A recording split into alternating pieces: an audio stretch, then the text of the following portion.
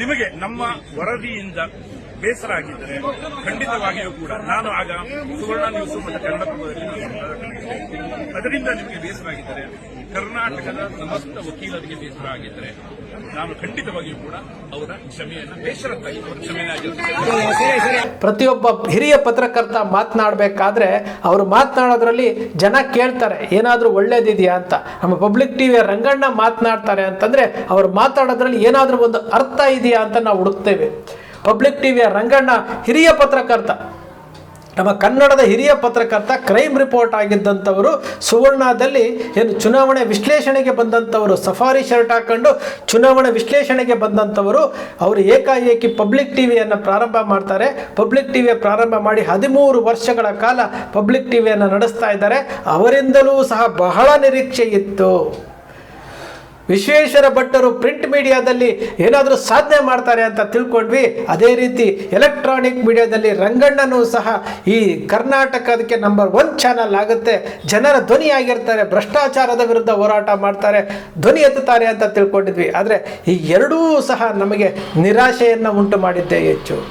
ನೇರವಾಗಿ ಇದೇ ಪಬ್ಲಿಕ್ ಟಿವಿನಲ್ಲಿ 2,000 ರೂಪಾಯಿ ನೋಟಲ್ಲಿ ಚಿಪ್ಪಿದೆ ಅನ್ನೋ ವಿಚಾರ, ಪ್ರಳಯ ಅನ್ನೋ ವಿಚಾರ, ಎಲ್ಲ ವಿಚಾರಗಳನ್ನು ನೋಡಿದಾಗ ನಮ್ಮ ಪಬ್ಲಿಕ್ ಟಿವಿಯ ರಂಗಣ್ಣ ಅವ್ರ ಮೇಲೆ ಇಟ್ಟಿದ್ದಂತಹ ನಿರೀಕ್ಷೆಗಳು ಸುಳ್ಳಾಯ್ತಲ್ಲ ಅನ್ನೋ ಬೇಸರ, ಅದರ ಜೊತೆಗೆ ವಿಶ್ವೇಶ್ವರ ಭಟ್ಟರ ಮೇಲೆ ಇಟ್ಟಿರುವಂತಹ ನಂಬಿಕೆ, ಆ ಅಭಿಮಾನ. ಇವತ್ತು ವಿಶ್ವೇಶ್ವರ ಭಟ್ಟರು ಮಾತನಾಡುವಂಥ ಪ್ರತಿಯೊಂದು ಮಾತುಗಳು ಅದರಂತೆ ಅವರು ನಡ್ಕೊಂಡು ಬಿಟ್ಟಿದ್ರೆ ಕರ್ನಾಟಕದಲ್ಲಿ ಏನು ಪತ್ರಿಕೋದ್ಯಮದಲ್ಲಿ ಸಾಮ್ರಾಟರಾಗಿ ಇವತ್ತು ಬೆರೀತಾ ಇದ್ರು ವಿಶ್ವೇಶ್ವರ ಭಟ್ಟರು. ಇದು ಕ್ಲಾರಿಫಿಕೇಶನ್ ನಾವು ಕೇಳ್ತಾ ಇದ್ವಿ. ಈ ದೇಶದ ಪ್ರಜೆಯಾಗಿ, ತೆರಿಗೆದಾರನಾಗಿ ಕೇಳ್ತಾ ಇದ್ವಿ, ನಿಮ್ಮ ವಿಶ್ವವಾಣಿಗೆ ಬರ್ತಾ ಇರುವಂತಹ ತೆರಿಗೆ ಜಾಹೀರಾತಿನ ಮೊತ್ತ ಎಷ್ಟು, ಅದಕ್ಕೆ ಪೂರಕವಾದಂತಹ ದಾಖಲೆಗಳಿದಾವ, ಎಲ್ಲವನ್ನೂ ಸಹ ಪಬ್ಲಿಕ್ ಆಗಿ ನೀವೇನು ಅಂಕಣ ಬರೀತೀರಲ್ಲ, ನೀವೇನು ಭಾಷಣ ಮಾಡ್ತೀರಲ್ಲ, ಅದೇ ರೀತಿ ಒಂದು ಅಂಕಣದ ಮೂಲಕವೋ ಪತ್ರಿಕೆಯ ಮೂಲಕವೋ ನೀವು ಖಂಡಿತ ಬರೆದ್ರೆ ನಮ್ಮೆಲ್ಲರಿಗೂ ಒಂಥರ ಸಂತೋಷ ಆಗುತ್ತೆ. ವಿಶ್ವೇಶ್ವರ ಭಟ್ಟರು ನಾವಂದುಕೊಂಡಂತಹ 108 ಮಾತು 108 ವಿಶ್ವ ಅಂತ ಅಂಕಣ ಬರಿತಾ ಇದ್ದಂಥ ವಿಶ್ವೇಶ್ವರ ಭಟ್ಟರು ವಿಶ್ವವಾಣಿಯ ಮೂಲಕ ಅವರು ಎಲ್ಲವನ್ನು ವಿಚಾರ ತಿಳಿಸಿದ್ದಾರೆ ಅಂತೇಳಿ ನಮಗೂ ಖುಷಿ ಆಗುತ್ತೆ. ನಮ್ಮ ವಿಶ್ವೇಶ್ವರ ಭಟ್ಟರು ಕಾರ್ಯನಿರತ ಪತ್ರಕರ್ತರ ಸಂಘದ ಸಮಾವೇಶದಲ್ಲಿ ಮಾತನಾಡ್ತಾರೆ, ಪತ್ರಿಕೋದ್ಯಮದ ಬದ್ಧತೆ ಬಗ್ಗೆ ಮಾತನಾಡ್ತಾರೆ, ಪತ್ರಿಕೋದ್ಯಮದ ನೈತಿಕತೆ ಬಗ್ಗೆ ಮಾತನಾಡ್ತಾರೆ, ಅಂಬೇಡ್ಕರ್ ಮತ್ತು ಮಹಾತ್ಮ ಗಾಂಧಿಯವರ ಪತ್ರಿಕೋದ್ಯಮದ ಬಗ್ಗೆ ಮಾತನಾಡ್ತಾರೆ. ಇದೇ ವಿಶ್ವೇಶ್ವರ ಭಟ್ಟರು ವಿಜಯವಾಣಿ, ವಿಜಯ ಕರ್ನಾಟಕ, ಕನ್ನಡಪ್ರಭದ ಸಂಪಾದಕರಾಗಿ ಜನಮನಗಳಲ್ಲಿ ರಾರಾಜಿಸಿದಂತಹ ವಿಶ್ವೇಶ್ವರ ಭಟ್ಟರು ವಿಶ್ವವಾಣಿ ಪತ್ರಿಕೆ ಮಾಡಿದ್ದಾರೆ.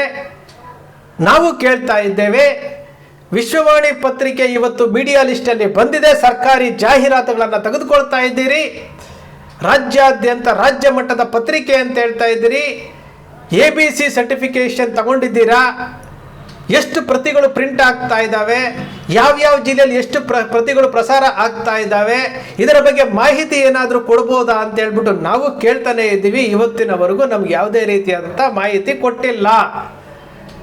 ವಿಶ್ವೇಶ್ವರ ಭಟ್ಟರು 2 ಬಾರಿ ವಕೀಲರ ಮುಂದೆ ಕ್ಷಮೆ ಯಾಚಿಸಿದ್ದಾರೆ. ಧಾರವಾಡ ಹೈಕೋರ್ಟ್ ಮುಂದೆ ನನ್ನದು ತಪ್ಪಾಗಿದೆ, ಕ್ಷಮಿಸಿ ಕ್ಷಮಿಸಿ ಕ್ಷಮಿಸಿ ಅಂತ ಕೇಳಿರುವಂತಹ ವಿಡಿಯೋ ವೈರಲ್ ಆಗಿತ್ತು. ಆ ವಿಡಿಯೋದ ಬಗ್ಗೆ ನಿಮ್ಮ ಅಕ್ಷರ ಮೀಡಿಯಾ ಸಹ ಪ್ರಸಾರ ಮಾಡಿತ್ತು. ರಾಯಚೂರು ಮಾನ್ವಿ ತಾಲೂಕಿನಲ್ಲೂ ಸಹ ಒಂದು ಕ್ಷಮೆಯನ್ನು ಯಾಚಿಸಿರುವಂಥದ್ದು ನಮಗೆ ಗೊತ್ತಿದೆ. ವಿಶ್ವೇಶ್ವರ ಭಟ್ಟರು ವಿಶ್ವವಾಣಿ ಪತ್ರಿಕೆ ಮಾಡಿದಾಗ ಇಡೀ ಪತ್ರಿಕೋದ್ಯಮದಲ್ಲಿ ಸಂಚಲನ ಮೂಡಿತ್ತು. ವಿಶೇಷವಾದಂತಹ ಪತ್ರಿಕೆಯನ್ನು ಹೊರಗಡೆ ತಗೊಂಡ್ಬರ್ತಾರೆ, ಜನರ ಧ್ವನಿ ಆಗ್ತಾರೆ ಅಂತ ತಿಳ್ಕೊಂಡ್ವಿ. ಆದರೆ ವಿಶ್ವೇಶ್ವರ ಭಟ್ಟರು ಬಂದಷ್ಟೇ ವೇಗವಾಗಿ ಅಜಿತ್ ಹನುಮಕ್ಕನವರು, ರಾಧಾಕೃಷ್ಣ ಬಡ್ತಿಯವರು, ಚಿರು ಭಟ್ ಅಂತೇಳಿ ಒಂದಷ್ಟು ಎಲ್ಲರನ್ನ ಸೇರಿಸಿ ಪತ್ರಿಕೆಯನ್ನು ರೂಪಿಸಲಿಕ್ಕೆ ಹೊರಟಿದ್ರು. ನಾವು ನೋಡ್ತಾ ಇದ್ವಿ ಏನೋ ಒಂದು ಒಳ್ಳೇದು ಮಾಡ್ತಾರೆ ಪತ್ರಿಕೋದ್ಯಮದಲ್ಲಿ ಅಂತ. ಅಷ್ಟೇ ವೇಗವಾಗಿ ಎಲ್ಲರೂ ವಾಪಸ್ ಹೊರಟೋದ್ರು. ಅಜಿತ್ ಹನುಮಕ್ಕನವರು ಸುವರ್ಣದಿಂದ ವಾಪಸ್ ಹೋಗಿದ್ರು, ಮತ್ತೆ ಒಂದು ಸುವರ್ಣದಕ್ಕೆ ಸೇರ್ಕೊಂಡ್ಬಿಟ್ರು. ವಿಶ್ವವಾಣಿ ಪತ್ರಿಕೆ ಎಲ್ಲಿ ಪ್ರಿಂಟ್ ಆಗ್ತಾ ಇದೆ ಗೊತ್ತಿಲ್ಲ. ಒಂದು ವರ್ಷಕ್ಕೆ 2 ಕೋಟಿಗೂ ಹೆಚ್ಚು ಸರ್ಕಾರಿ ಜಾಹೀರಾತು ಬರ್ತಾ ಇದೆ, ಅವರಿಗೆ ಹಣ ಬರ್ತಾ ಇದೆ. ತಾವು ತೆರಿಗೆ ಕಟ್ತಾ ಇರುವಂತಹ ಹಣ ಮುಖ್ಯಮಂತ್ರಿಗಳ ಜೊತೆಯಲ್ಲಿ ಕೂತು ಮಾತಾಡ್ತಾರೆ, ಚರ್ಚೆ ಮಾಡ್ತಾರೆ, ಅವಾಗ ಒಂದೊಂದು ಪುಸ್ತಕ ತಗೊಂಡೋಗ್ತಾರೆ, ಮುಖ್ಯಮಂತ್ರಿಗಳಿಗೆ ಕೊಡ್ತಾರೆ, ಫೋಟೋ ತೆಗೆಸ್ಕೊಳ್ತಾರೆ, ಸೋಷಿಯಲ್ ಮೀಡಿಯಾದಲ್ಲಿ ಹಾಕ್ತಾರೆ. ಯಾವುದೇ ಸರ್ಕಾರ ಬಂದರೂ ಸಹ ಆ ಸರ್ಕಾರದ ಜೊತೆಗೆ ಅವರು ಅನ್ಯೋನ್ಯವಾಗಿರ್ತಾರೆ. ಅದು ಅವರು ಹಾಕುವಂತಹ ಫೋಟೋಗಳು, ಅವರು ಹಾಕುವಂತಹ ಪುಸ್ತಕಗಳ ಬಿಡುಗಡೆ ಸಮಾರಂಭಕ್ಕೆ ಮುಖ್ಯಮಂತ್ರಿಗಳನ್ನ ಕರೆಸ್ಕೊಳ್ಳುವಂಥದ್ದು, ಇವೆಲ್ಲವೂ ಸಹ ನೋಡ್ತಾ ಇದ್ರೆ ವಿಶ್ವೇಶ್ವರ ಭಟ್ಟರು ಚಾಣಕ್ಷರು ಅಂತ ಗೊತ್ತು.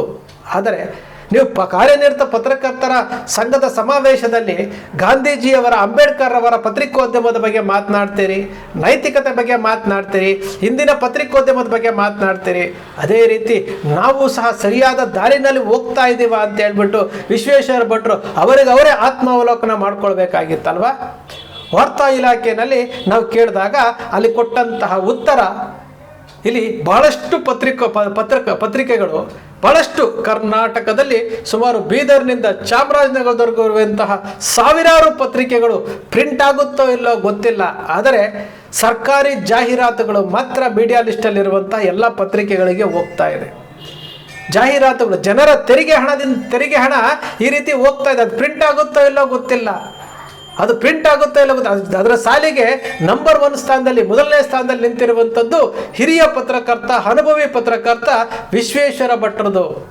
ವಿಶ್ವೇಶ್ವರ ಭಟ್ಟರು ಒಂದು ಲೇಖನದಲ್ಲಿ ಹೇಳ್ತಾರೆ, ರವಿ ಬೆಳಗೆರೆ ಅವರು ಲಂಕೇಶ್ ಅವರು ಇರಬೇಕಾಗಿತ್ತು ಇವತ್ತು ಅಂತೇಳಿ. ರವಿ ಬೆಳಗೆರೆ ಅವರು ಸೋಷಿಯಲ್ ಮೀಡಿಯಾ ಇದ್ದಾಗಲೂ ಇದ್ದರು. ಲಂಕೇಶ್ ಅವರು ಹರಿತವಾದಂತಹ ಲೇಖನಗಳನ್ನು ಇವತ್ತಿಗೂ ಸಹ ನೆನಪಿಸ್ಕೊಳ್ತೀವಿ. ರವಿ ಬೆಳಗೆರೆ ಅವರು, ವಿಶ್ವೇಶ್ವರ ಭಟ್ಟರು ಕಾಸ ದೋಸ್ತುಗಳಾಗಿದ್ದಂಥವರು. ಇದೇ ರವಿ ಬೆಳಗೆರೆ ಅವರು ವಿಶ್ವೇಶ್ವರ ಭಟ್ಟರ ಬಗ್ಗೆ ಹಾಯ್ ಬೆಂಗಳೂರಿನಲ್ಲಿ ಬರಿತಾ ಇದ್ದಂತಹ ಹೆಡ್ಲೈನ್ಗಳು ಒಳಗಡೆ ಪ್ರಕಟ ಮಾಡ್ತಾ ಇದ್ದಂತಹ ಸ್ಟೋರಿಗಳನ್ನು ನೋಡಿದ್ರೆ ಕೆಸರೆರ ಚಾಟ, ಇವರ ಮೇಲೆ ಅವರು, ಅವರ ಮೇಲೆ ಇವರು. ರವಿ ಬೆಳಗೆರೆ ಅವರು ಸಿಕ್ಕಾಪಟ್ಟೆ ಬರಿತಿದ್ರು. ಅವರು ವಿಶ್ವೇಶ್ವರ ಭಟ್ಟರ ವಿರುದ್ಧ ಬಹಳಷ್ಟು ಹೆಡ್ಲೈನ್ ಮುಖಪುಟದಲ್ಲಿ ಪ್ರಕಟ ಮಾಡ್ತಿದ್ರು. ಅಂತಹ ರವಿ ಬೆಳಗೆರೆ ಅವರನ್ನು ವಿಶ್ವೇಶ್ವರ ಭಟ್ಟರು ಮೊನ್ನೆ ಅವರ ಅಂಕಣದಲ್ಲಿ ನೆನಪಿಸ್ಕೊಳ್ತಾರೆ. ಅವ್ರು ಇರಬೇಕಾಗಿತ್ತು ಅಂತ ಹೇಳ್ತಾರೆ. ವಿಶ್ವೇಶ್ವರ ಭಟ್ರು ನಿಜಕ್ಕೂ ಕನ್ನಡದ ಹಿರಿಯ ಪತ್ರಕರ್ತರು. 108 ಮಾತು, 101 ವಿಶ್ವ, ಈ ರೀತಿಯಾದಂತಹ ಅಂಕಣಗಳನ್ನು ಬರಿತಾ ಇದ್ದಂಥವರು. ಅವರು ಇವತ್ತು ಸ್ವತಂತ್ರವಾಗಿ ವಿಶ್ವವಾಣಿ ಪತ್ರಿಕೆ ಮಾಡಿದ್ರು. 2014ರಿಂದ ಪತ್ರಿಕೆ ಮಾಡಿದ್ರು. ಸೈಕಲ್ನಲ್ಲಿ ಪೇಪರ್ ಬಂಡಲನ್ನು ಕಟ್ಕೊಂಡು ನಾನು ಸಂಕ್ರಾಂತಿಯ ದಿವಸ ನಾನು ಉದ್ಘಾಟನೆ ಮಾಡ್ತಾ ಇದ್ದೀನಿ ಅಂತ ಹೇಳ್ಬಿಟ್ಟು ನಂಜುಂಡಿ ಅವರನ್ನ ಸಹಕಾರದೊಂದಿಗೆ ಪತ್ರಿಕೆ ಮಾಡಿದಂಥವರು. ಇವತ್ತು 2026 10 ವರ್ಷಗಳಲ್ಲಿ ನಾವು ವಿಶ್ವೇಶ್ವರ ಭಟ್ಟರನ್ನ ಕೇಳ್ತಾ ಇದ್ದೀವಿ. ಈ ರಾಜ್ಯದ ಪ್ರಜೆಯಾಗಿ, ಈ ದೇಶದ ಪ್ರಜೆಯಾಗಿ, ತೆರಿಗೆ ಕಟ್ಟುವಂತಹ ಒಬ್ಬ ವ್ಯಕ್ತಿಯಾಗಿ ನಾವು ಕೇಳ್ತಾ ಇರುವಂಥದ್ದು. ಈ 10 ವರ್ಷಗಳಲ್ಲಿ ಸರ್ಕಾರದಿಂದ ನೀವು ತೆಗೆದುಕೊಂಡಂತಹ ಜಾಹೀರಾತಿನ ಮೊತ್ತ ಎಷ್ಟು? ನಿಮ್ಮ ವಿಶ್ವವಾಣಿ ಪತ್ರಿಕೆ ಎಷ್ಟು ಪ್ರಿಂಟ್ ಆಗ್ತಾ ಇದೆ, ಎಲ್ಲೆಲ್ಲಿ ಪ್ರಿಂಟ್ ಆಗ್ತಾ ಇದೆ, ಎಷ್ಟೆಷ್ಟು ಪ್ರಸಾರ ಆಗ್ತಾ ಇದೆ, ಈ ಸಂಖ್ಯೆಗಳ ವಿಚಾರಗಳನ್ನು ಜನರ ಮುಂದೆ ಇಡಬೇಕು. ಅದಕ್ಕೆ ಸಂಬಂಧಪಟ್ಟಂತಹ ಸರ್ಟಿಫಿಕೇಟ್ ತಗೊಂಡಿದ್ದೀರಾ, ಪ್ರಸಾರ ಸಂಖ್ಯೆಯನ್ನು ನಿರ್ಧರಿಸುವಂತಹ ABC ಸರ್ಟಿಫಿಕೇಟ್ ತಗೊಂಡಿದ್ದೀರಾ, ಎಲ್ಲವೂ ಸಹ ಪಬ್ಲಿಕ್ ಆಗಿ ಜನರ ಮುಂದೆ ಇಡಬೇಕಾಗಿ ಅಕ್ಷರ ಮೀಡಿಯಾದ ಮೂಲಕ ಅವರಿಗೆ ಮನವಿಯನ್ನು ಮಾಡಿಕೊಳ್ತಾ ಇದ್ದೇವೆ. ಮಾತನಾಡೋದು ಬಹಳ ಸುಲಭ. ನೈತಿಕತೆ ಬಗ್ಗೆ ಮಾತನಾಡ್ತೀವಿ, ಅಂಬೇಡ್ಕರ್ ಬಗ್ಗೆ ಮಾತನಾಡ್ತೀವಿ, ಮಹಾತ್ಮ ಗಾಂಧಿಯವರ ಪತ್ರಿಕೋದ್ಯಮದ ಬಗ್ಗೆ ಮಾತನಾಡ್ತೀವಿ. ನಾವು ಮಾತನಾಡಬೇಕಾದ್ರೆ ನಾನು ಸರಿಯಾಗಿದ್ದೀನಾ, ನಾನು ಸರಿಯಾಗಿ ಜನರ ಜೊತೆ ನಡ್ಕೊಂಡು ಹೋಗ್ತಾ ಇದ್ದೀನಾ, ನಾನು ಯಾಕೆ ಕ್ಷಮೆ ಕೇಳಿದೆ, ನಾನು ಯಾಕೆ ಪದೇ ತಪ್ಪು ಮಾಡ್ತಾ ಇದ್ದೇನೆ, ಎಲ್ಲವನ್ನು ನಮಗೆ ನಾವೇ ಮನವರಿಕೆ ಮಾಡ್ಕೊಳ್ಬೇಕಾಗುತ್ತೆ, ನಮಗೆ ನಾವೇ ಆತ್ಮಾವಲೋಕನ ಮಾಡ್ಕೊಳ್ಬೇಕಾಗುತ್ತೆ. ಆ ಕೆಲಸ ವಿಶ್ವೇಶ್ವರ ಭಟ್ಟರು ಮಾಡಲಿ ಅನ್ನೋದೇ. ಯಾಕಂದರೆ ಒಂದು ಕಾಲದಲ್ಲಿ ವಿಶ್ವೇಶ್ವರ ಭಟ್ಟರ ಅಭಿಮಾನಿಯೂ ನಾನು. ಅವರ ಎಲ್ಲ ಪುಸ್ತಕಗಳನ್ನು ಓದ್ತಿದ್ದೆ, ಅಂಕಣಗಳನ್ನು ಪೇಪರ್ ಕಟ್ ಮಾಡಿ ಬೈಂಡ್ ಮಾಡಿ ಇಡ್ತಾ ಇದ್ದಂತಹ ವ್ಯಕ್ತಿ ರವಿ ಬೆಳಗೆರೆ ಅವರ ಪ್ರತಿಯೊಂದು ಹಾಯ್ ಬೆಂಗಳೂರು ಪತ್ರಿಕೆ ಪ್ರತಿ ಸಂಚಿಕೆ ಬಂದಾಗ ಹಣ ಕೊಟ್ಟು ತಗೊಂಡು ಬಂದು ಜೋಡಿಸಿಡ್ತಾ ಇದ್ದಂತಹ ವ್ಯಕ್ತಿ, ಲಂಕೇಶ್ ಪತ್ರಿಕೆಯನ್ನು ಓದ್ತಾ ಇದ್ದಂತಹ ವ್ಯಕ್ತಿ. ನಮಗೆ ಈ ಪತ್ರಿಕೋದ್ಯಮವನ್ನು ಉಳಿಸುವಂತಹ ಒಬ್ಬ ಪ್ರಾಮಾಣಿಕ ಪತ್ರಕರ್ತರನ್ನು ನಾವು ಹುಡುಕ್ತಾ ಇದ್ದೀವಿ. ಆದರೆ ಇವತ್ತಿನ ದಿನಗಳಲ್ಲಿ ಇಡೀ ಪತ್ರಿಕೋದ್ಯಮದ ಸಾಮ್ರಾಜ್ಯವನ್ನು ರವಿ ಬೆಳಗೆರೆ ಆಳ್ಬಹುದಾಗಿತ್ತು. ಆದರೆ ರವಿ ಬೆಳಗೆರೆ ಅವರು ಆ ಅವಕಾಶವನ್ನು ಕಳ್ಕೊಂಡು ಬಿಟ್ರು. ಯಾವ ಹಾಯ್ ಬೆಂಗಳೂರು ಅವರನ್ನು ಬೆಳೆಸ್ತೋ, ಪತ್ರಿಕೋದ್ಯಮವನ್ನು ಬಿಟ್ಟು ಎಲ್ಲ ಕಡೆ ಕೈ ಹಾಕ್ಬಿಟ್ರು.